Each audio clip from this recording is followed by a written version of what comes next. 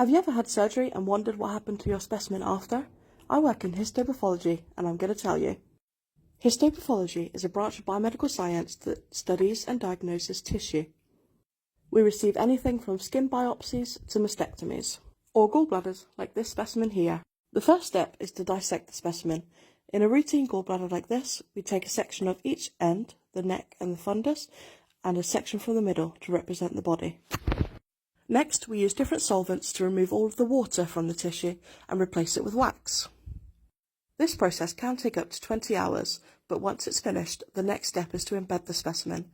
This is where we set the tissue in wax so that it holds its shape for the next step. The next step is microtomy. This is where we use a microtome to cut sections from the tissue at 3 microns thick. That's 3/1000ths of a millimetre.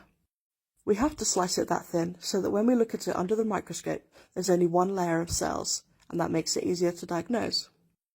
After cutting a few sections, they're floated out onto warm water, which encourages any creases to disappear.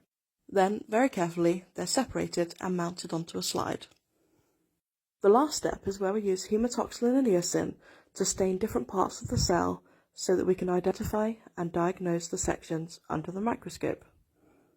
Thankfully, aside from the gallstone and some inflammation, this is a routine gallbladder.